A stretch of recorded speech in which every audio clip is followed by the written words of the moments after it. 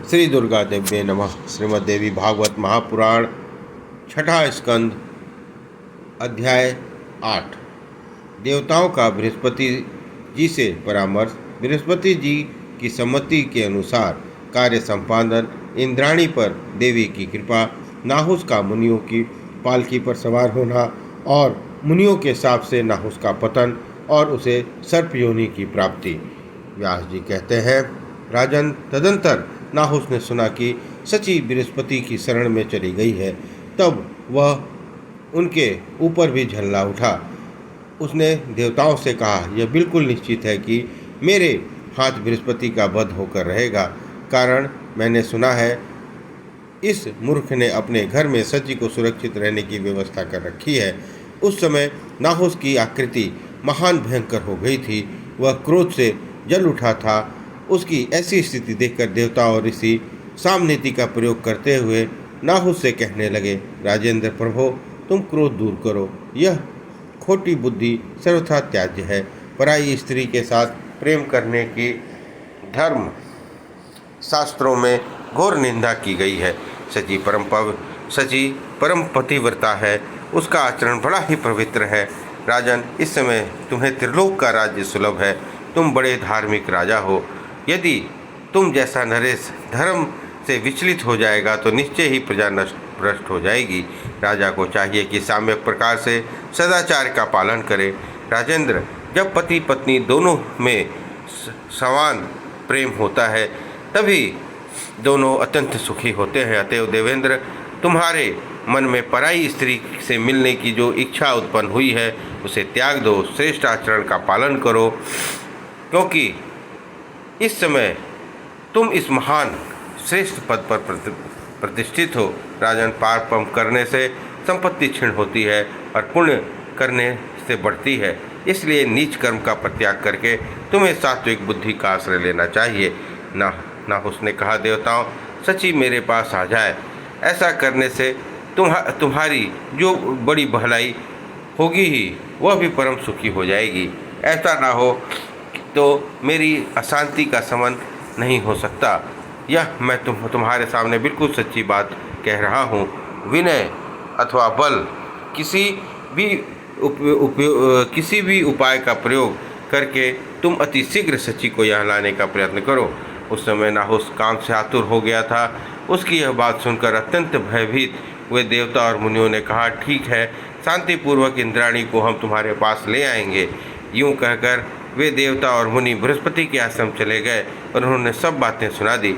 व्यास जी कहते हैं, देवताओं की बात सुनकर बृहस्पति जी ने उत्तर दिया, परम साध्वी सची मेरे यहाँ शरणार्थी बनकर आई है, मैं इसका त्याग नहीं करूँगा।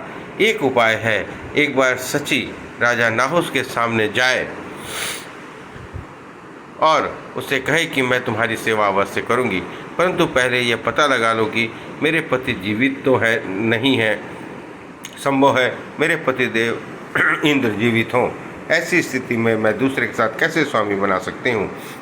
अतः उन महाभाग को खोजने के लिए एक बार मेरे लिए वापस लौटना आवश्यक है।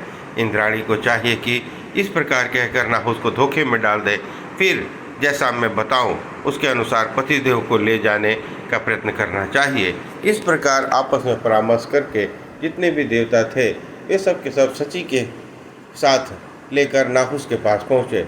जब उस बनावटी इंद्र नाहुस ने देखा कि देवता आ गए हैं, साथ में सची भी है, तब उसके हर्ष की सीमा न रही। वह ठहाका मार कर हंसा और सची से कहने लगा, प्रिय चारुलोचने, इस समय मैं इंद्र के पद पर प्रतिष्ठित हूँ। देवताओं ने मुझे यह गौरव प्रदान किया है। अखिल भूमंडल का शासन सूत्र मेरे हाथ में है, अतः अब तुम मेरी सेवाओं में आ जाओ। नाहुस को यूँ कहने पर इंद्राणी के शरीर में कंपकपी छूट उठी। उसका हृदय आतंकित हो गया। फिर संभल कर उसने कहा कि देवेश्वर के पद पर शोभा पाने वाले नरेश, आपसे मैं एक अभिलाषित वर की याचना करती हूँ। उस समय कब तक आप प्रतीक्षा करें जब तक मैं यह निर्णय न ले सकूं कि मेरे पति इंद्र जीवित है या नहीं, क्योंकि यह बात संदेह है कि मेरे मन में बना हुआ है। अभी तक मुझे ठीक ठाक पता नहीं है कि उनका मरण हो गया या वे कहीं चले गए। सची ने जब इस प्रकार नाहुस से कहा तब उसके मुख पर प्रसन्नता छा गई। बहुत बहुत ठीक है, ऐसा ही हो, कहकर बड़े उत्साह के साथ नाहुस ने सची देवी को वहां से जाने की आज्ञा दे दी। उससे छुटकारा पाने पर इंद्राणी तुरंत देवताओं के पास आई और उन्होंने कहा, आप लोग बड़े उद्यमशील पुरुष हैं, अब मेरे पति देव को कहाँ यहाँ लौटा लाने का प्रयत्न कीजिए। सची देवी के इस पवित्र और मधुर वचन को सुनकर देवता बड़ी सावधानी के साथ इंद्र के विषय में विचार करने लगे। राजेंद्र कर्तव्य निश्चित हो जाने पर वे परम प्रभु भगवान विष्णु के धाम में गए और उनकी स्तुति करने लगे। आदिदेव भगवान विष्णु अखिल जगत के स्वामी हैं। शरण में आए हुए व्यक्ति पर कृपा करना उनका स्वभाव ही है। अपनी वाणी व्यक्त करने में परम कुशल देवताओं ने अत्यंत उदास होकर उनसे यह वचन कहा। भगवान देवराज इंद्र ब्रह्म हत्या के दुख से अत्यंत दुखी होकर कहीं अन्यंतर कालक्षेप कर रहे हैं।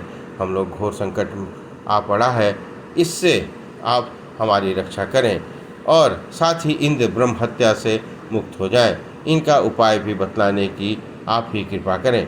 देवताओं की यह करुणा प्रार्थना सुनकर भगवान विष्णु ने उनसे कहा, देवताओं, इस अवसर पर ब्रह्म हत्या के पाप से मुक्त होने के लिए इंद्र को अश्वमेध यज्ञ करना चाहिए।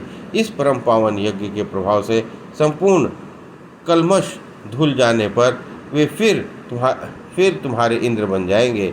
फिर कोई इस प्रकार का कोई भय नहीं रह जाएगा। यह अश्वमेध यज्ञ भगवती जगदम्बा को संतुष्ट करने के लिए एक अचूक साधन है। यह निश्चय है कि इस यज्ञ से संतुष्ट होकर देवी जगदम्बा ब्रह्म हत्या प्रभृति सारे पापों को नष्ट कर देगी और इंद्राणी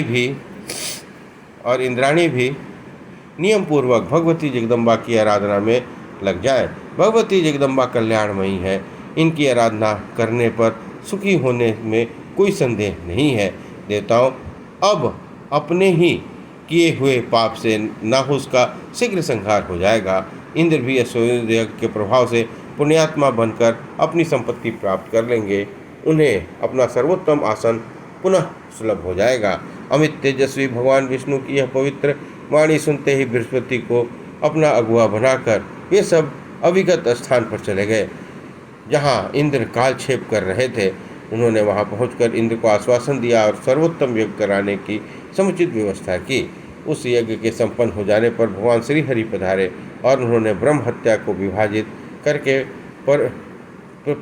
वृक्षों, नदियों, पर्वतों, स्त्रियों पर फेंक दिया गया। यूं ब्रह्म हत्या से मुक्त होकर इंद्र पुनः शुद्ध हो गए। यद्यपि उनकी चिंता शांत हो गई थी, फिर भी अपने अच्छे दिन की प्रतीक्षा करते हुए जल में ही ठहरे। एक कमल का नाल उनका आश्रय बना था। कोई भी प्राणी उसे देख भी नहीं सकता था। अतः इंद्राणी का दुख का अंत नहीं हुआ। इंद्र के विरह में व्याकुल होकर वे बृहस्पति जी से कहने लगी, महाराज, अश्वमेध यज्ञ चूकने पर भी मेरे पति सामने क्यों नहीं आते? मैं अपने उन प्राणनाथ को कैसे देखूंगी? इसका उपाय बताने की कृपा करें। बृहस्पति जी ने कहा, पौलोमी, अब तुम कल्याण स्वरूपिणी भगवती जगदम्बा की आराधना करो। उन्हीं की कृपा से तुम्हें पुण्यात्मा पति सामने आ सकेंगे। तुम्हारे द्वारा सुपूजित होने पर भगवती जगदम्बा नाहुस की शक्ति कुंठित कर देगी। भगवती के प्रयास से मोहित होकर वह नरेश इंद्रपद से च्युत हो जाएगा। राजन बृहस्पति जी के इस प्रकार कहने पर इंद्राणी ने उनसे मंत्र का पूर्ण ज्ञान प्राप्त किया और पूजन की विधियां भी समझ ली। यूँ गुरु के अनुग्रह के मंत्र का ज्ञान हो जाने पर सची ने भगवती भुवनेश्वरी की सामूहिक प्रकार से आराधना आरंभ कर दी। उस समय इंद्राणी पूर्ण तपस्वी बन गई थी। उन्होंने अन्य प्रकार के समस्त भोग त्याग दिए थे। अपने प्राणनाथ के दर्शन की लालसा से भगवत देवी पूजन में ही उनका सारा समय व्यतीत होने लगा। कुछ दिनों तक आराधना करने के पश्चात देवी जगदम्बा प्रसन्न हो गई। उन्होंने इंद्राणी को साक्षात दर्शन दिए। वर देने के लिए पधारी हुई देवी का रूप बड़ा ही मनोहर था। वे हंस पर विराजमान थी। उनके श्री विग्रह से करोड़ों सूर्य की समान प्रकाश फैल रहा था। उनमें बड़ी शीतलता थी, मानो करोड़ों चंद्रमा हो। करोड़ों बिजलियों में के एक साथ चमकने के साथ उनके शरीर की चमचमाहट निकल रही थी। उन्हें चारों वेद पूर्ण अभ्यस्त थे। उनकी भुजाएं पास, अंक और अभय मुद्रा से सुशोभित थी। उन्होंने मोती का स्वच्छ हार पहन रखा था। उसकी लंबाई पैरों तक थी। उसका मुख मुस्कान से भरा था। 3 नेत्र मस्तक की शोभा पा रहे थे। तीन नेत्र मस्तक की शोभा पा रहे थे। ब्रह्मा से लेकर कीट तक जिनके प्राणी हैं, उन सभी की जननी कहलाने का सौभाग्य एकमात्र इन्हीं को प्राप्त है। ये कल्याण रूपी अमृत की अगाध समुद्र है। अत्यंत अनंत कोटि ब्रह्मांडों पर इन परमेश्वरी का नियंत्रण चालू रहता है। इसमें अनंत सौम्य रस भरे पड़े हैं, जो सबकी स्वामिनी, सर्वज्ञ, कूटस्थ एवं अक्षरमयी है। वे भगवती जगदम्बा प्रसन्न होकर अत्यंत हर्ष प्रकट करती हुई मेघ की भांति गंभीर वाणी से इंद्राणी से कहने लगी। देवी ने कहा, सुंदर काटी भाग से शोभा पाने वाली इंद्रप्रिय, अपना अभिलाषित वर मांगो। मैं प्रसन्नतापूर्वक देने के लिए तैयार हूँ, क्योंकि तुमने साम्यक प्रकार से मेरी आराधना की है। तुम्हें वर देने के लिए ही मेरा यहाँ आना हुआ है। मैं सुगमतापूर्वक किसी के सामने प्रकट नहीं होती। अनंत कोटि जन्मों के पुण्य संचय होने पर ही प्राणी को मेरे दर्शन का अधिकारी होता है। उस समय इंद्राणी भगवती जगदम्बा के सामने हाथ जोड़े खड़ी थी। देवी की आज्ञा होने पर अत्यंत प्रसन्न होकर विराजने वाली इन परमेश्वरी ने इंद्राणी से कहा, माता, पतिदेव का दर्शन मुझे परम दुर्लभ हो गया है। मैं उसी को प्राप्त करना चाहती हूँ। साथ ही मैं ये भी चाहती हूँ कि पापी नहुस से मुझे तनिक भी भय न रहे और पूर्ववत अपना स्थान प्राप्त हो जाए। देवी ने कहा, तुम इस मेरी दूती के साथ मानसरोवर जाओ, जहाँ मेरी एक अचल मूर्ति प्रतिष्ठित है। मेरी उस मूर्ति को लोग विश्वकामा कहते हैं। वहाँ इंद्र से तुम्हारी भेंट हो जाएगी। इस समय वे भय से घबराकर महान दुख का अनुभव कर रहे हैं। मीनाक्षी, कुछ ही समय के बाद मैं राजा नाहुस को मोहित करने की व्यवस्था करूंगी। अब तुम स्वस्थ हो जाओ। तुम्हारा मनोरथ पूर्ण करने में मैं सचेष्ट हूँ। मेरे प्रयास से मोहित हुआ यह राजा नहुस तुरंत ही इंद्रासन से च्युत हो जाएगा। व्यास जी कहते हैं, राजन, तदंतर भगवती जगदम्बा की एक दूती इंद्राणी के साथ लेकर तुरंत उनके पतिदेव के पास पहुंच गई। सची ने पतिदेव का साक्षात्कार हुआ। भगवती परमेश्वरी का यह विग्रह भी उन्हें दृष्टिगोचर हुआ। उसी समय वहीं देवराज छुपकर कालक्षेप कर रहे थे। इंद्राणी के मन में बहुत दिनों तक पतिदेव के दर्शन की लालसा बनी हुई थी। अभीष्ट कार्य सिद्ध हो गया। इससे वे प्रसन्न हो गदगद हो गई। व्यास जी कहते हैं, राजन, विशाल नेत्र वाली इंद्राणी का हृदय चिंता से भरा था। ऐसी अपनी प्राण प्रिया को सामने उपस्थित देखकर इंद्र आश्चर्य प्रकट करते हुए उनसे कहने लगे, प्रिय, तुम यहाँ कैसे आ गई? मैं यहाँ हूँ, यह रहस्य तुम्हें कैसे मालूम हो गया? सुभान ने मेरी यहाँ रहने की बात जानने में संपूर्ण प्राणी समर्थ हैं। सची ने कहा, प्रभो, इस समय भगवती जगदम्बा के कृपा प्रसाद से मुझे आपकी जानकारी प्राप्त हुई है। देवेश्वर, उन्हीं की कृपा से के सहारे मैं आपको पा सकी हूँ। देवताओं और मुनियों ने नाहुस नाम वाले एक राजर्षि को अपने स्थान पर नियुक्त कर दिया है। उसके द्वारा मैं अत्यंत कष्ट पा रही हूँ। बलार्दन, वह नीच मुझसे यूँ कहता है कि सुंदरी, तुम मुझे पति रूप में स्वीकार कर लो। मैं ही देवताओं का अध्यक्ष इंद्र हूँ। पतिदेव, अब मैं क्या करूँ? इंद्र ने कहा, वरारोहे कल्याणी, जिस प्रकार अनुकूल समय की प्रतीक्षा करते हुए मैं यहाँ ठहरा हूँ, वैसे ही तुम भी अपने मन में धैर्य रखकर कालक्षेप करो। व्यास जी कहते हैं, राजन, परम आदरणीय पति देव के यूं कहने पर इंद्राणी ने मन का संताप दूर नहीं हुआ।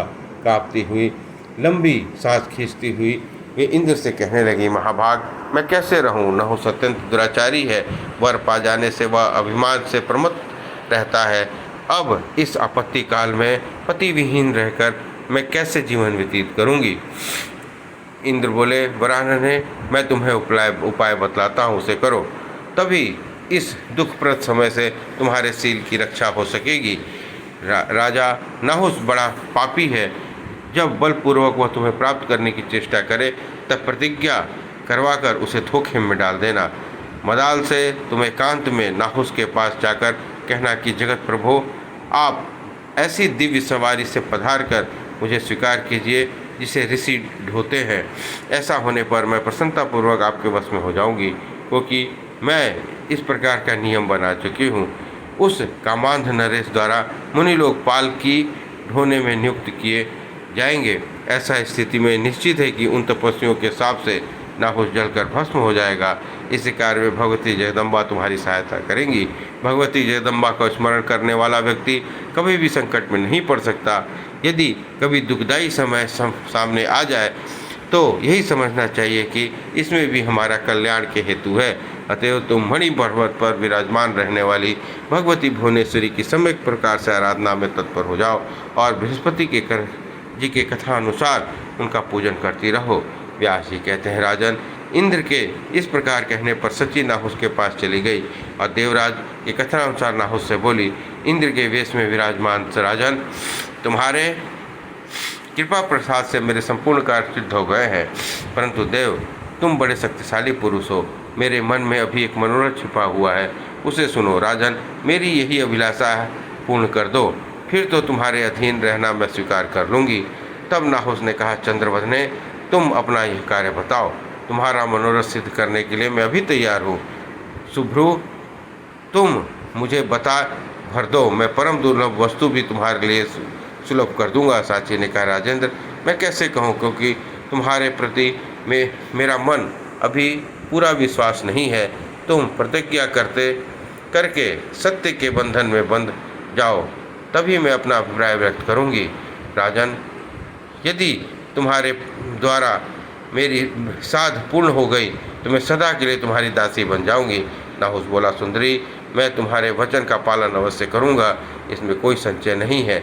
यदि मैं तुम्हारी बातों का अनादर करूं तो आज तक का यज्ञ, दान और फलस्वरूप मेरा भी संचित पुण्य है, वो सब नष्ट हो जाए। सची ने कहा, हाथी, घोड़े, रथ इंद्र की सवारी में काम आते हैं।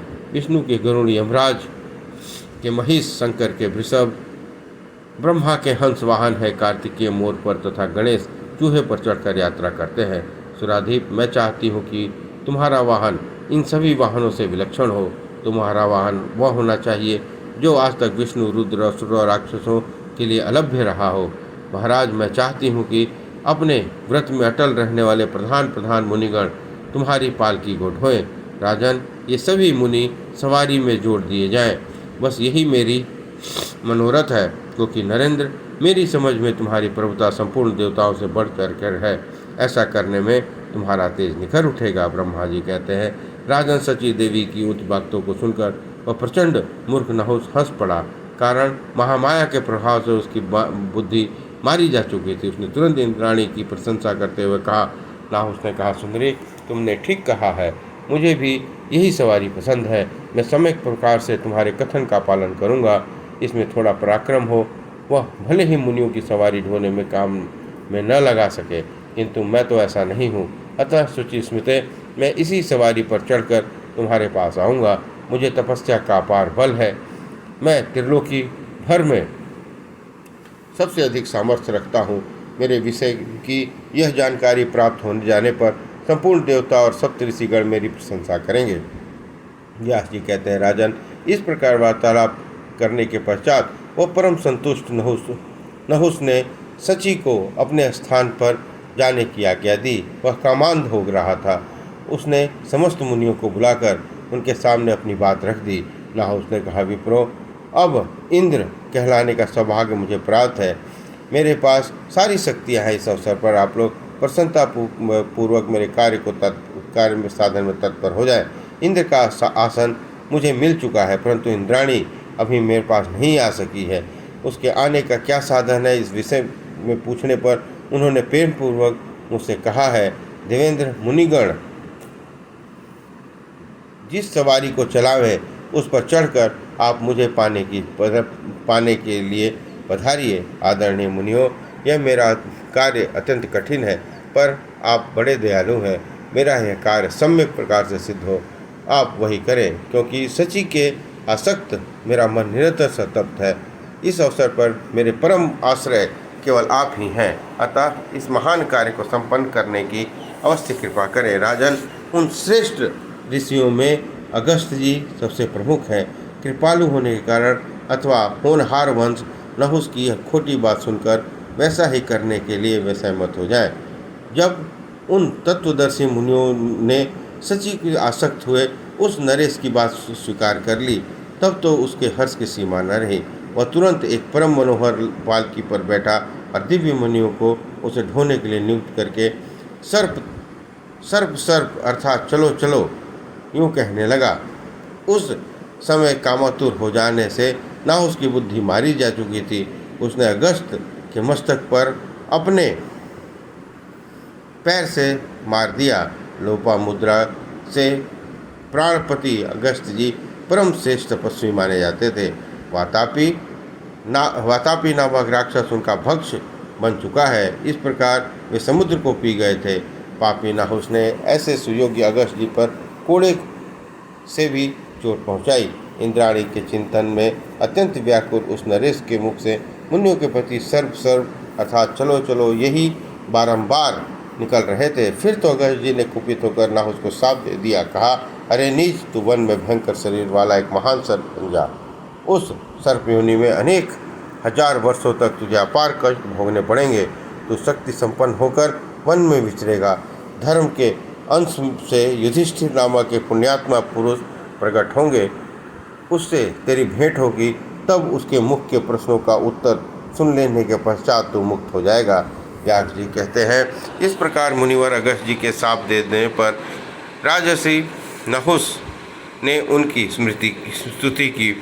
तुरंत ही उसकी आकृति सर्प के समान बन गई। वह स्वर्ग से गिर पड़ा। तदंतर बृहस्पति जी बड़ी शीघ्रता के साथ मानसरोवर पर गए और उन्होंने वहाँ के सब समाचार विस्तार पूर्वक इंद्र को सुना दिया। नाहुस स्वर्ग से गिर गया। यद्यपि बातें सुनकर देवराज के मन में प्रसन्नता छा गई। राजन, नाहुस अब धरातल पर चला गया। यह देखकर सभी देवता भी मुनियों सहित उसी मानसरोवर पर इंद्र के पास गए और देवराज को आश्वासन देकर उन्होंने इंद्र को स्वर्ग में ले जाने की व्यवस्था की। उनके द्वारा बड़े सम्मान के साथ इंद्र स्वर्ग में लौट गए। उसके बाद देवता और मुनियों ने उन्हें आसन पर विराजित कर मंगल अभिषेक किया। इंद्र भी अब अपने आसन के अधिकारी बनकर शची के साथ स्वर्ग में विचरने लगे। व्यास जी कहते हैं, राजन, इस प्रकार इंद्र को अत्यंत भयंकर कष्ट झेलने पड़े थे। भगवती जगदम्बा की कृपा प्रसाद से इंद्र पुनः अपने स्थान पर प्रतिष्ठित हुए। राजन, वृत्रासुर के वध के संबंध में रखने वाली ये सारी कथाएं मैं तुम्हें सुना चुका हूँ। तुमने जिस विषय में प्रश्न किया है, यह कथा भी भली विलक्षण है। जो जैसा कर्म करता है उसके सामने वैसा ही फल आते हैं, क्योंकि अपने किए हुए शुभ अथवा अशुभ कर्म का फल भोगना प्राणियों के लिए अनिवार्य है। इसे कोई टाल नहीं सकता। इस प्रकार श्रीमद्देवी भागवत महापुराण छठा स्कंद अध्याय 8 और 9 संपन्न हुआ। बोलिए दुर्गा महारानी की जय।